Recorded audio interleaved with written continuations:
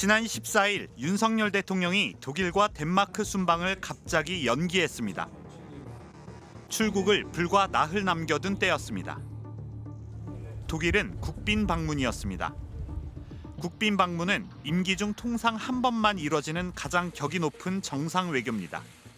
수개월 전부터 어떤 계기 또는 어떤 목표, 목적 또는 어떤 컨셉을 정해놓고 하는 거예요. 일방적으로 못 가겠다라고 하게 되면 왜 그렇지? 이 나라는 외교를 이렇게 하나? 라는 생각에서부터 우리가 준비한 시간이나 비용이나 노력이나 이런 것들에 대한 존중을 못 받는다라고도 생각할 수 있어서 대통령실은 공식적 이유를 밝히지 않았지만 참모들은 민생 중심이라고 설명했습니다. 독일 현지 언론은 윤 대통령의 국빈 방문 연기 소식을 전하면서 김건희 여사의 명품 가방 수수 논란도 함께 보도했습니다. 김 여사는 윤 대통령의 16차례 해외 순방 중 한 번만 빼고 모두 동행했습니다. 대통령실 안에선 명품 가방 수수 논란이 벌어진 와중에 김 여사가 동행해도 되겠냐는 우려가 나온 것으로 알려졌습니다. 순방 연기 통보 순간까지 김 여사가 함께 가는지 마는지 결정되지 않아 상대 국가에서 의전과 일정 조율에 애를 먹은 것으로도 알려졌습니다. 김 여사는 작년 12월 네덜란드 방문 일정을 끝으로 2달 넘게 공식 일정에 나타나지 않고 있습니다. 해외 언론들은 김 여사의 명품 가방 사건을 잇따라 다루고 있습니다. 뉴욕타임스는 영부인과 디올백이 한국을 분노하게 하다라는 제목으로 일면에 실었습니다. 월스트리트 저널 2,200달러짜리 디올백, 한국 집권당을 흔들다. BBC, 한국, 영부인의 디올백이 국가 리더십을 흔들다.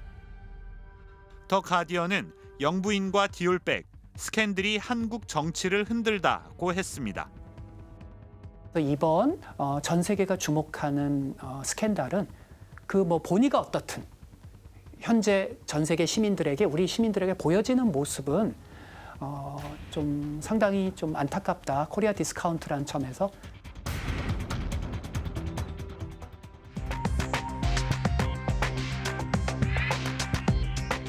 안녕하십니까, 이휘준입니다. 윤석열 대통령의 부인 김건희 여사를 둘러싼 여러 의혹들로 나라가 시끄럽습니다. 오늘 스트레이트는 이 의혹들을 살펴보고 영부인의 권한과 책임을 짚어봅니다. 최경재 기자가 나와 있습니다. 네. 최 기자, 김 여사가 명품 가방을 받은 것에 대해 해외 언론들도 관심이 크네요. 뉴욕타임스, 월스트리트 저널, BBC, CNN 등 많은 해외 언론에서 이 사건을 크게 다루고 있습니다. 그만큼 흔치 않은 스캔들이라고 보는 것 같습니다. 신년 대담에서 윤석열 대통령이 입장을 밝혔는데 사과는 안 했어요. KBS를 통해 방송됐죠. 상당히 많은 논란을 일으켰던 방송이었습니다.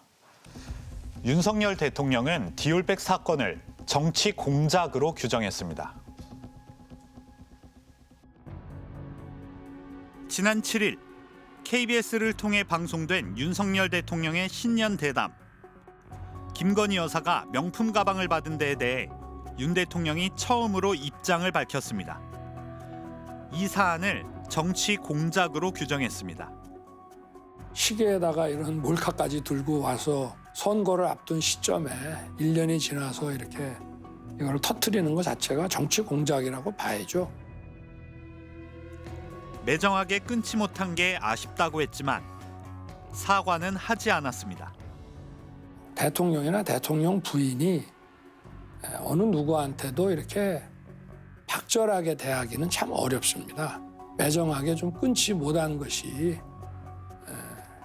좀 어떤 문제라는 문제고 좀 아쉽지 않았나. 명품 가방 문제는 부부싸움 얘기로 웃다 끝났습니다. 이슈 가지고서 네, 부부싸움 하셨어요? 전혀 안 했습니다. 안 했습니까?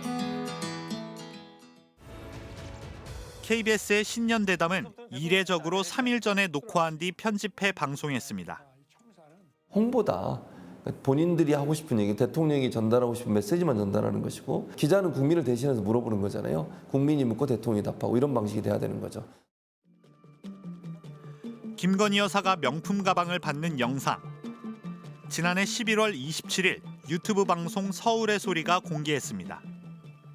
아니 이거 자꾸 왜 세우세요? 아유 그냥 뭐 다음부터는 뭐 못해도 이번 아우 이런 거 정말 하지 마세요. 예예. 김 여사가 받은 가방은 크리스찬 디올의 300만 원짜리 파우치입니다. 가방을 주고 영상을 촬영한 사람은 최재영 목사. 2022년 9월 김 여사가 운영하는 서초동 아크로비스타 코바나 컨텐츠 사무실에서 시계형 카메라로 몰래 촬영했습니다. 통일운동가이자 미국 시민권자인 최 목사는 김건희 여사와 같은 양평 출신입니다.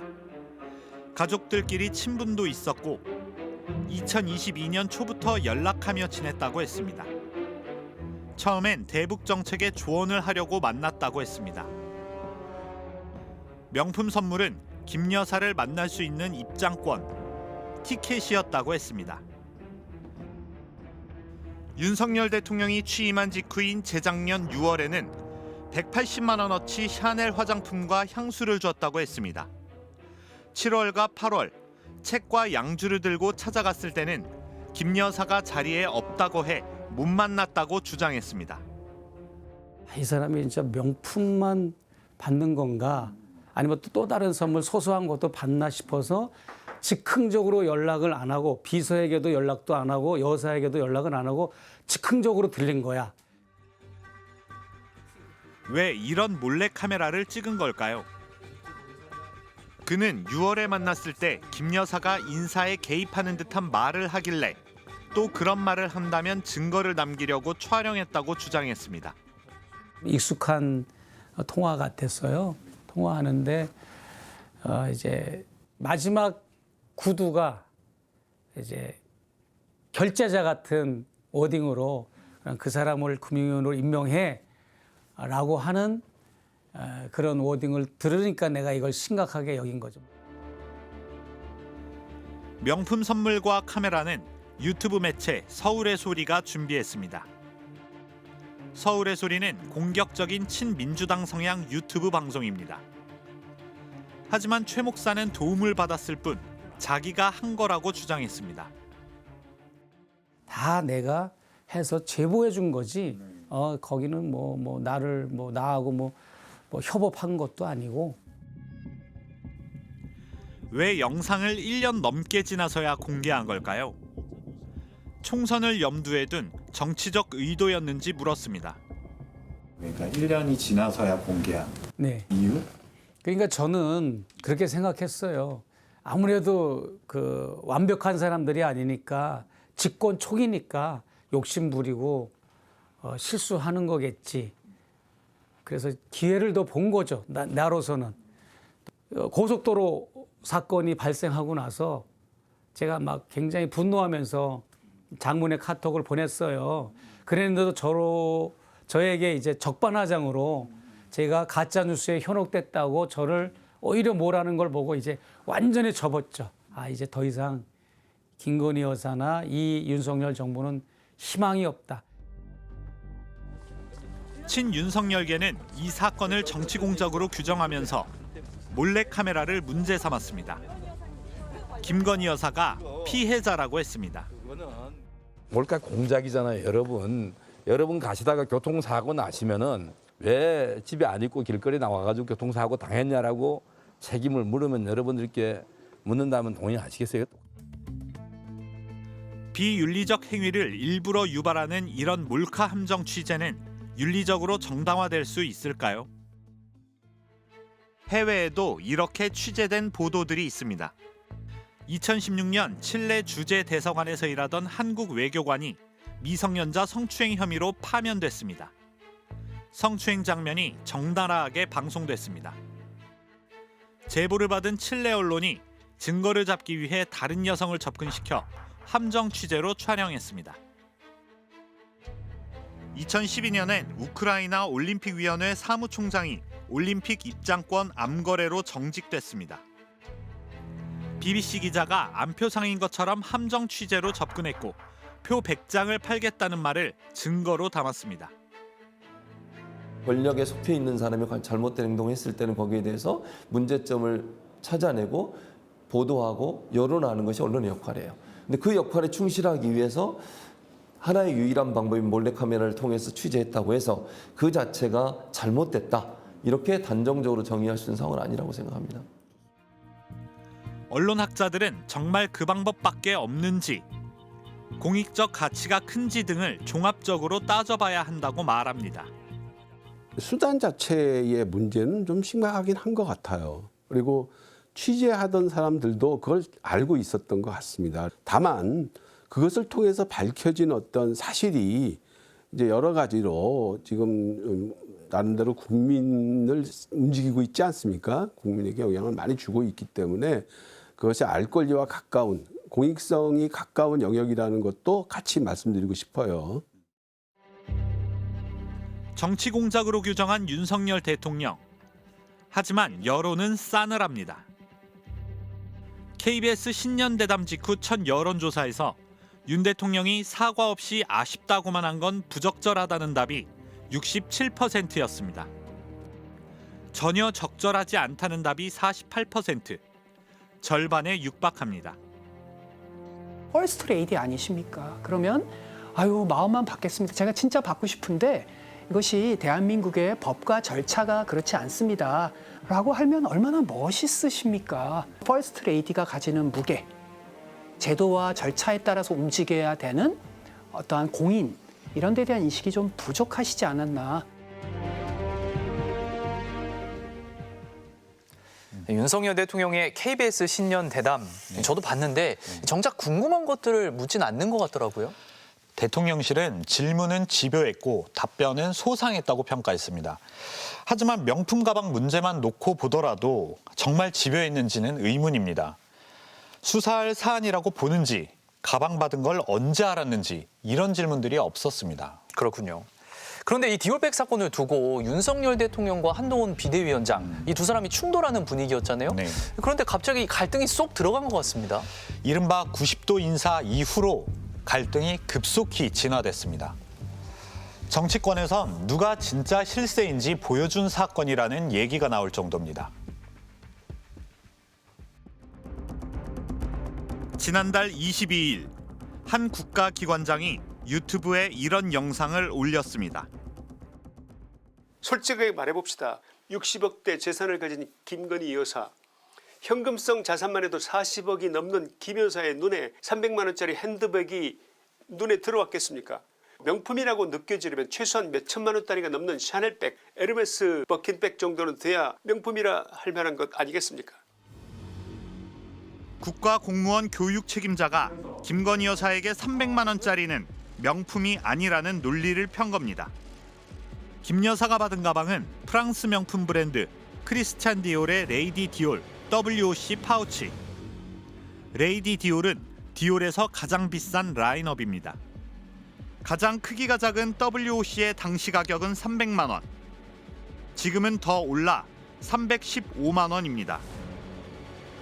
김 여사의 명품 논란은 처음이 아닙니다. 2022년 나토 정상회의에 참석하기 위해 스페인을 갔을 때 참석한 만찬장. 김 여사가 착용한 목걸이가 논란이 됐습니다. 프랑스 명품 브랜드 방클리프 앤 아펠의 스노우플레이크 펜던트. 스몰 모델의 당시 가격이 6,200만 원. 지금은 더 올라 7,150만 원입니다. 재산 공개 목록에 없다는 지적이 나오자 대통령실은 지인에게 빌린 거라고 해명했습니다. 지난해 리투아니아 방문 때는 수행원을 대동하고 명품 매장을 방문했다가 구설수에 오르기도 했습니다. 김건희 여사가 300만 원짜리 가방을 받은 건 불법일까요? 청탁금지법은 공직자와 공직자의 배우자를 구분합니다. 공직자는 직무 관련성과 상관없이 100만 원이 넘으면 못 받지만 배우자는 공직자의 직무와 관련해 100만 원 넘는 금품 수수를 금지하고 있습니다.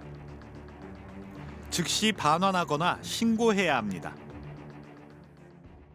언제 대통령이 인지했는지도 굉장히 중요합니다. 지금 인지했다는 사실을 전제로 여러 설명을 내놓고 있는데 왜냐하면 인지했으면 대통령도 처벌받을 수 있거든요. 수사가 가능한 부분입니다. 물론 재임 중에는 기소가 중지되지만 참여연대가 국민권익위원회에 신고했습니다. 그런데 권익위원장은 조사 권한이 없다고 합니다. 사실상 권익위에 관여 권한이 없다고 생각이 됩니다. 그런데 신고가 들어있으면 그래도 조사를 해야 되는 거 아닌가요? 예, 그래서 조사에 착수를 하고 있습니다. 수사기관이든 감사원이든 넘기는 판단을 빨리 하면 되는데 아무런 판단을 안 하고 사실은 갖고 있는 거거든요. 그 자체로 굉장히 정치적인 판단을 하고 있는 거라고 저희는 보고 있고 그 정치적인 판단의 배경과 배경에는 당연히 대통령이나 이제 대통령 배우자에 대한 눈치 보기, 그러니까 성역이 작동하고 있다라고 이제 저희는 볼 수밖에 없는 것이고. 디올백 사건은 여권 안에서도 폭탄처럼 터져 나왔습니다. 한동훈 국민의힘 비대위원장이 영입한 김경률 비대위원. 디올백 사건이 주가 조작 의혹보다 심각하다며 김건희 여사를 정면으로 저격했습니다. 마리 앙뚜아네트인가요? 이제 이분의 어떤 사치 뭐 이런 거. 네, 사치, 난잡한 사생활 이런 것들이 이제 하나하나 드러나고 뭐 건물들을 털 때마다 드러나니까 감성이 폭발된 것이다. 한동훈 비대위원장도 공개 발언을 이어갔습니다. 전후 과정에서 분명히 아쉬운 점이 있고 국민들께서 걱정하실 만한 부분이 있었다고 저도 생각합니다. 갈등은 사퇴 요구까지 나아갔습니다. 제가 사퇴 요구를 거절했기 때문에 구체적인 내용에 대해서는 말씀드리지 않겠습니다. 하지만 갈등은 하루 만에 진화됐습니다. 한동훈 비대위원장은 윤석열 대통령에게 90도로 허리를 숙였습니다. 대통령에 대해서 깊은 존중과 신뢰의 마음을 가지고 있고요. 그게 변함이 전혀 없습니다. 여권에선 김건희 여사가 마리 앙투아네트 발언에 큰 충격을 받았다는 말이 나왔습니다. 대통령의 최측근 한동훈 위원장조차 단번에 입을 다물게 된 사건. 뉴욕타임스는 김건희 여사가 대통령실에서 얼마나 영향력이 큰지 보여줬다는 정치 분석가들의 말을 인용해 보도했습니다. 대통령실에 VIP가 2명 있는데 1호가 김 여사라는 농담도 전했습니다. 김건희 여사와 윤석열 대통령은 좀 과장하면 조금 코-프레지던시, 그러니까 2명의 VIP가 공동으로 이제 운영을 한다라는 오해를 이제 사실 수 있을 것 같아요. 왜냐하면 김건희 여사가 계속 표현을 이제 이렇게 좀 그러니까 퍼스트 레이디로서 조금 정제된 표현을 쓰시기보다는 이제 우리 이제 공동 VIP 같은 이제 어감을 좀 쓰셔서 그게 아마 이제 뉴욕타임즈 측에서는 그게 좀 흥미로웠던 게 아닐까. 김건희 여사는 정말 세간의 소문처럼 실세일까요? 최재형 목사는 몰카 촬영을 결심한 계기가 된 게 인사에 개입하는 듯한 김 여사의 발언 때문이었다고 주장합니다. 그냥 그 사람을 금융위원으로 그러면 임명해 이렇게 얘기하는 거죠. 본인이 그냥 인사권자 위치에서 인사청탁 막 주무르는 전화를 막 스스럼없이 하는 거 보고 내가 충격 먹은 거죠. 대통령실에 실제로 이런 말을 김건희 여사가 했는지 물었지만 답하지 않았습니다. 김 여사는 최재형 목사에게 이런 말도 했습니다. 저에 대한 어느 정도 이렇게 좀 끊어지면 네? 좀 이제 좀 적극적으로 저는 그 남북 문제 제가 좀 나설 생각이에요. 정말로. 그렇게 하세요. 대통령의 부인은 남북 문제를 다루는 권한이 없습니다. 대통령실에 김 여사가 말한 남북 문제 역할론이 무슨 뜻인지 물었지만 역시 답하지 않았습니다.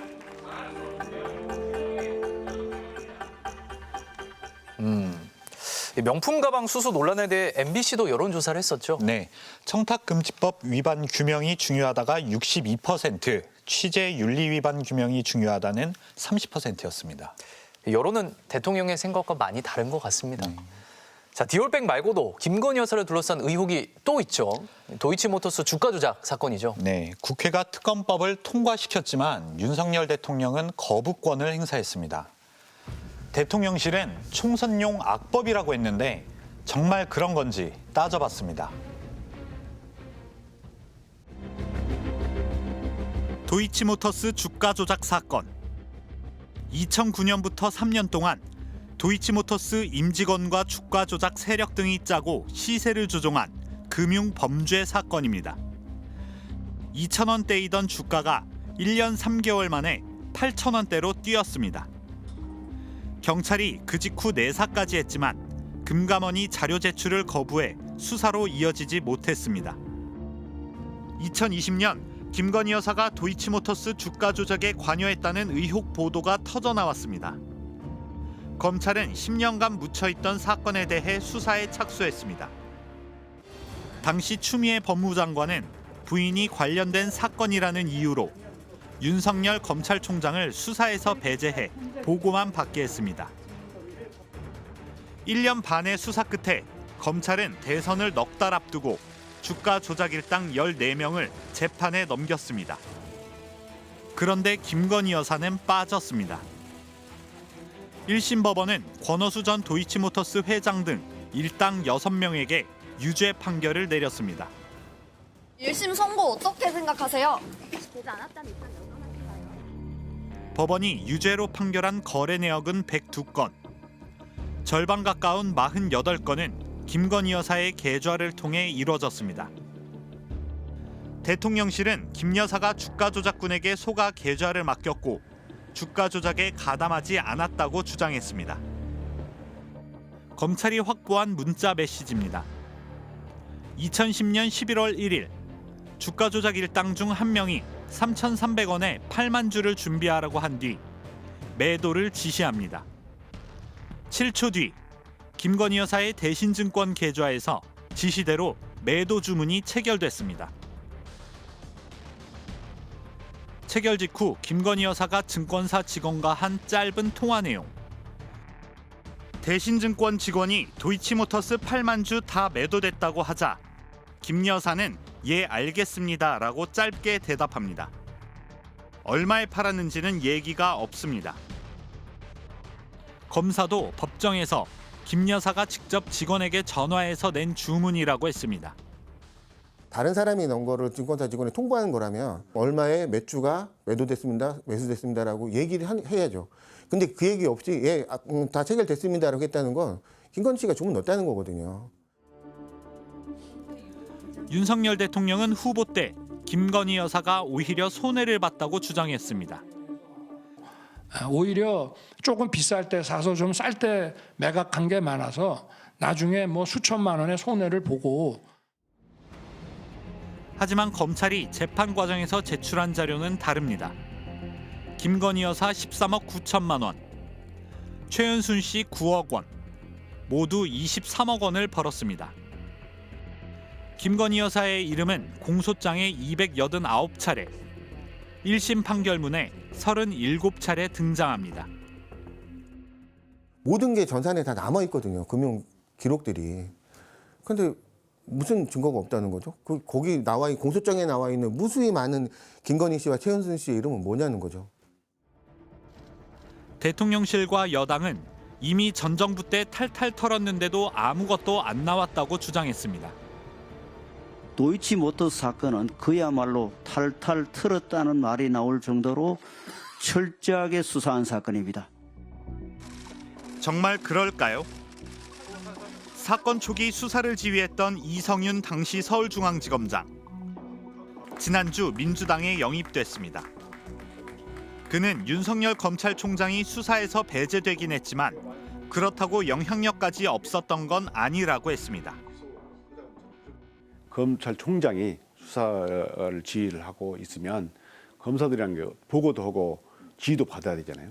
근데 이 사건만 보고 안 받긴 하지만 사실은 다른 건 다 받을 수 있잖아요. 그런 부담은 제가 보기에는 똑같다고 봅니다. 자기는 왕따였다고 표현했습니다. 검사들도 자기보다는 윤석열 총장 눈치를 보는 것 같았다는 겁니다. 검사들한테 이렇게 지휘를 해보면 그 힘들어하는 표정이 역력하고요. 그 보고서 하나하나 가지고 올 때 보면 뭐랄까 마지못해 하는 표정 그런 것이 많았고 제가 지휘할 때도 그렇기 때문에 지시하는 것보다는 하나하나 일일이 이렇게 설득하고 이걸 왜 해야 되는지 그런 과정이었다고 봐요. 윤석열 검찰총장이 사퇴한 뒤 대선 출마를 선언했고 사건은 김호수 검찰총장, 이정수 서울중앙지검장이 넘겨받았습니다. 14명을 기소했지만 그중 김건희 여사는 없었습니다. 저 MBC 스트레이트의 최경재 기자라고 합니다. 제가 전화 받기가 좀 곤란했어요.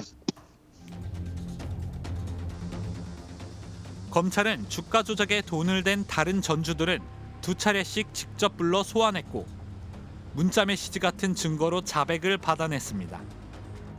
하지만 김건희 여사는 한 차례도 부르지 않았습니다. 단 한 번 서면 조사만 했습니다. 일단 소환 조사한 바는 없고 서면 조사를 했었고 지난해 12월 국회는 민주당 등 야당 주도로 김건희 여사 주가 조작 의혹 특별검사법을 통과시켰습니다.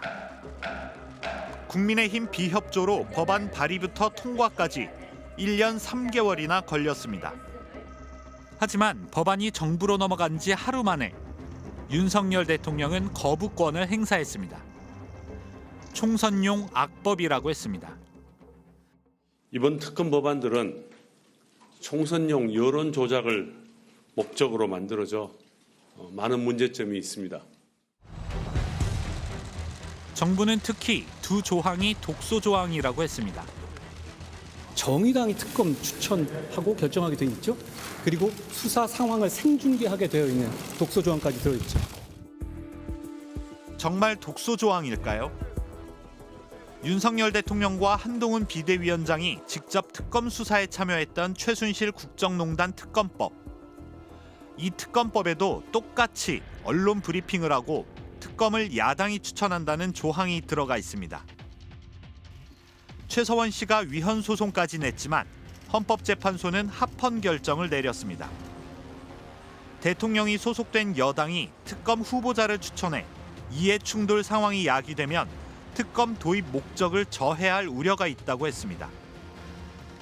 현재의 수사 권력이 정치적인 영향 속에서 수사를 제대로 하지 않기 때문에 그것을 대체하기 위해서 만드는 그런 절차거든요. 정부 여당의 관여를 최소화시켰다고 해서 특정한 정치 세력에 유리한 것이라든지 그렇게 몰아붙이는 것은 특검의 본질을 왜곡하는 것이라고.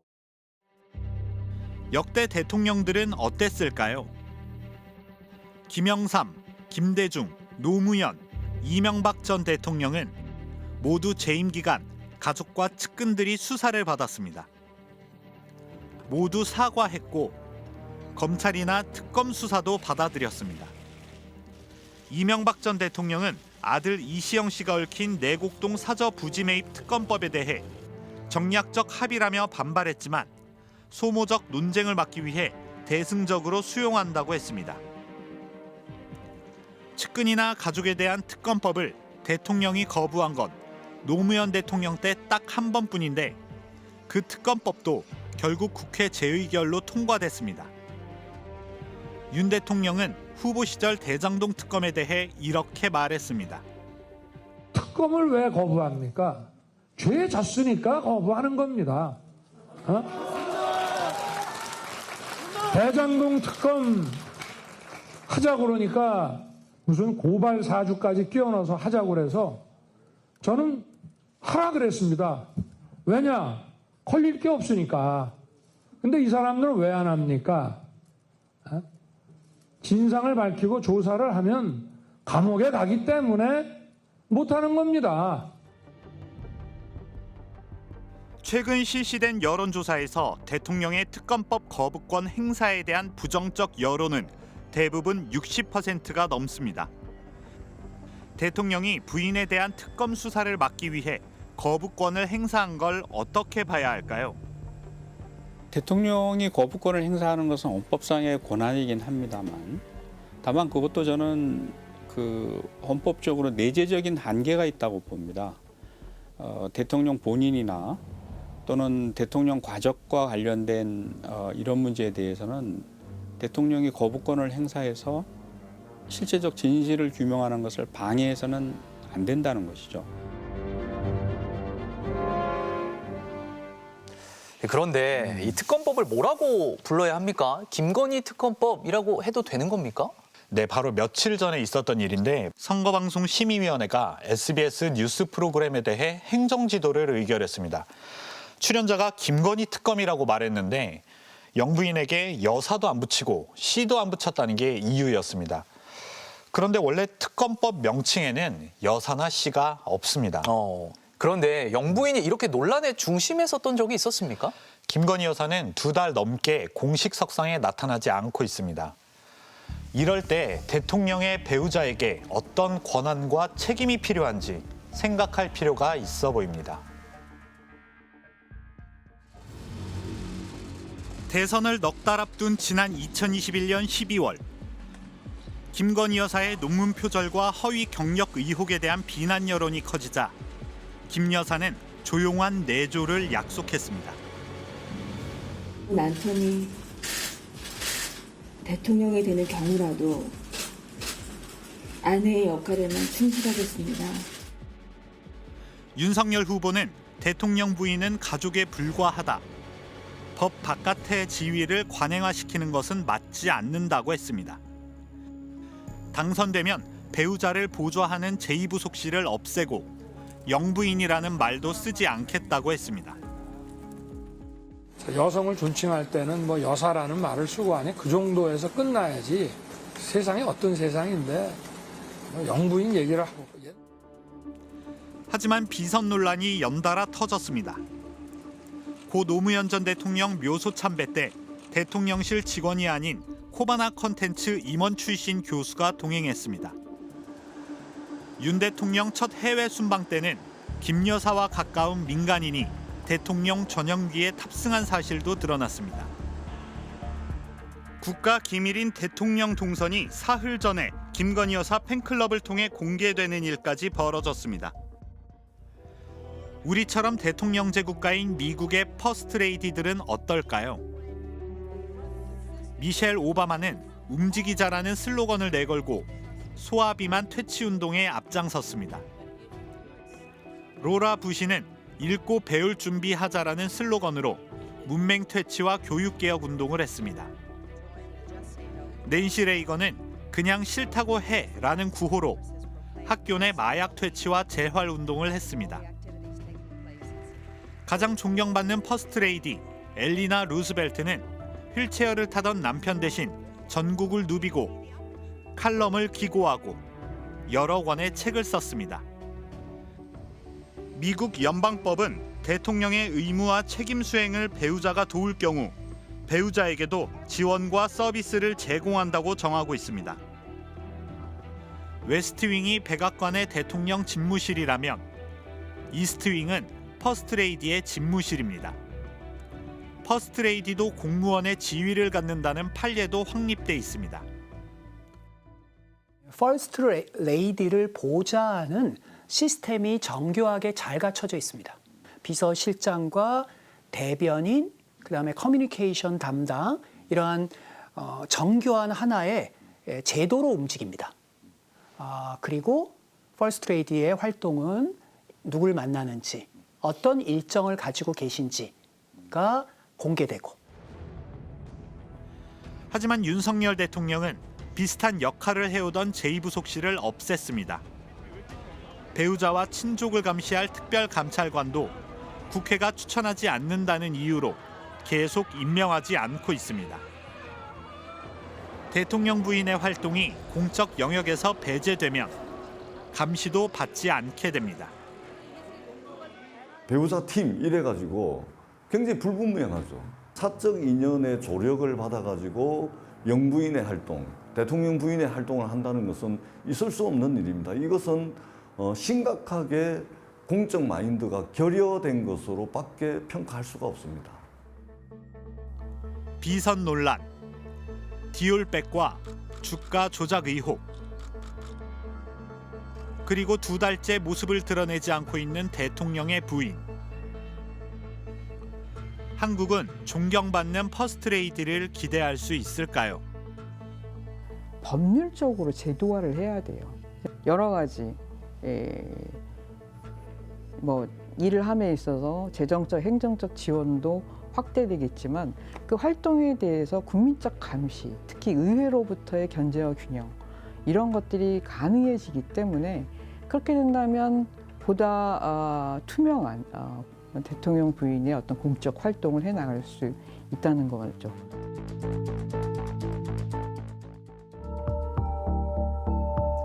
대통령이 직무를 잘 수행하려면 배우자의 역할도 중요합니다. 정쟁을 넘어 그 공적 책임에 대해 더 진지한 사회적 논의를 기대해 봅니다. 탐사기획 스트레이트, 다음 주에 뵙겠습니다.